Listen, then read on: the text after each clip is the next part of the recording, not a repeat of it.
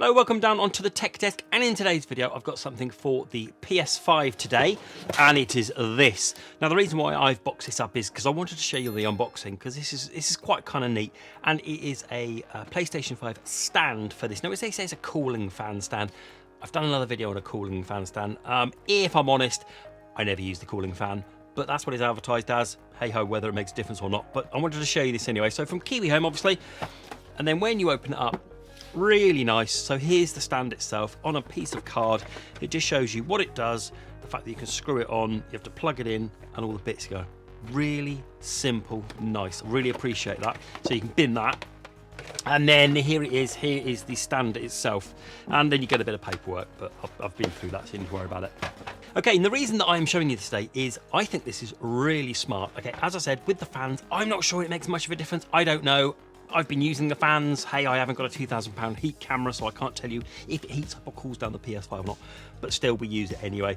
But I just think the main reason for this is I just think it looks really cool. When you've got your PS5 stood on it, just think it looks ace. And if you've seen ones before, they have bits that stick out the side for the controllers and the games and stuff. Well, this has that. It's nicely built in. Really nice. So what we're going to do is we're going to go over it. So obviously your PS5 sits in there, and you can put a screw in the bottom there to screw it onto your PS5. I naughtily have never actually done that. I've just been resting it on there. I suggest you don't do that. I suggest you actually screw it in. The screw's in the box.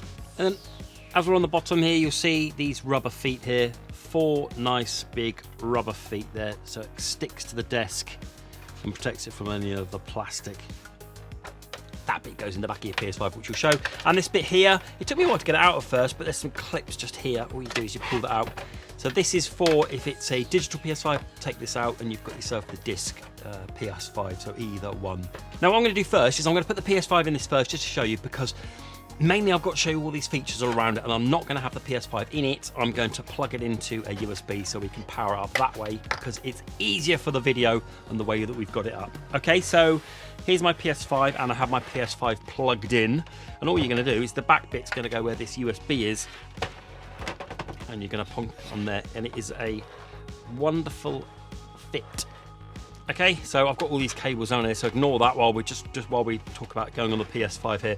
And then at the back here, you get your USB and you poke it in there. So you're going to lose one of your USB ports at the back of here, but there are some USBs on this, but I'm going to talk to you about them later. Okay, so like I said, that's it. I'll get you some shots of it on there. I think it's really nice, but as we're going to be coming on the video, I'm actually going to take this off. So either side of here you have 2 drawers, okay? That's why it looks so neat and so smart, okay? So you have this drawer here, the first one, and you pull it out and you've got something for your controllers to charge on. If I'm honest, it's a little bit wobbly and a little bit flimsy, but I never really had a problem taking it in and out, and when it comes out, it kind of clips out so it stays out. And then on the other side, same kind of drawer.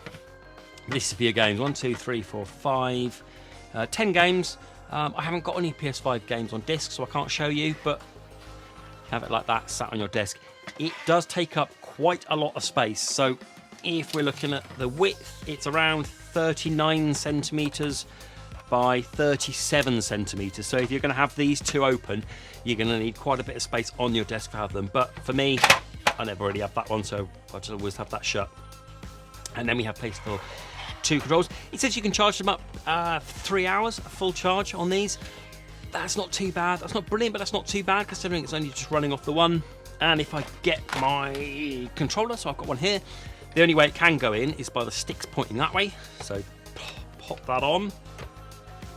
And then I've also got this one to show you as well. So this is my daily driver, and it has the extreme rate triggers on the back.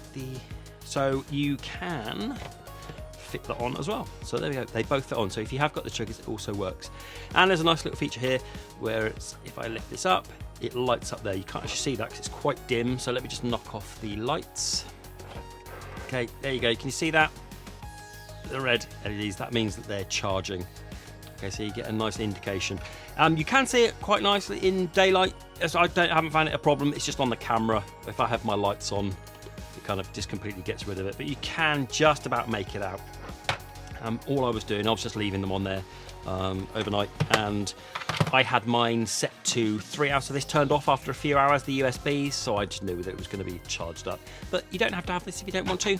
Pop it in there, nice and neat, okay? And then what we're going to go is we're going to go around the back and the front, because these are the nice Gucci bits, okay?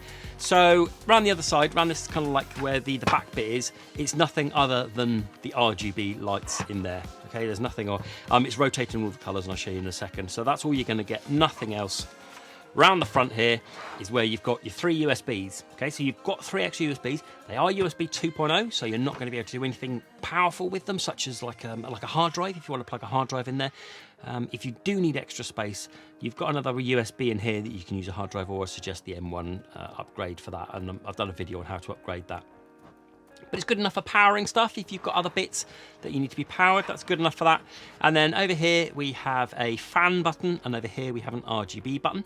So if I press, so at the moment I've got it coloured, rotating all the different colours. If I press it, I can go through all the different colours. So there's red, orange, yellow, green, blue, and there we go, the purple, and red again. And if we stay on that first red, this one, yeah, this is the one that flashes all the different colours. Okay, so again, so let me knock the lights off.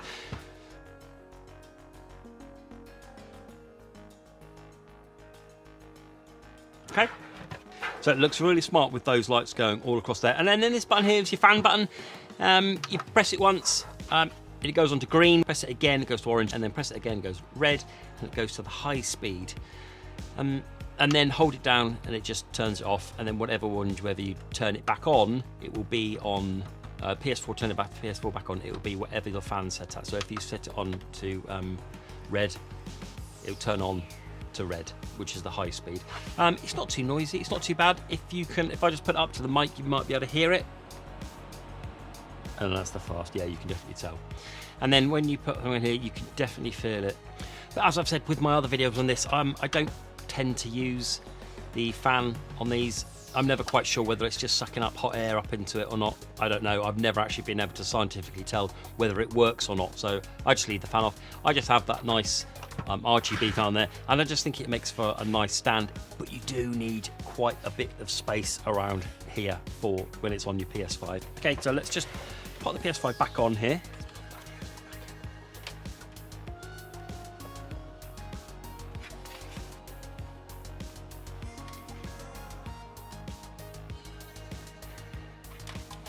You're looking for a stand that's just a little bit better than the official stand.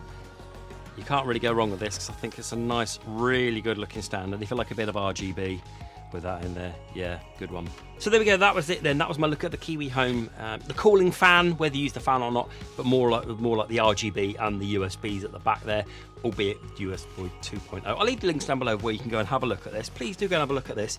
It's been my daily driver, and I'm going to be keeping this and sticking it on my PS5 the whole time, actually, because I think it looks really smart on my minimal white setup. Okay, that's it then. Do let me know down in the comments below what you think of this. Please do like and do subscribe. Until the next video, bye bye.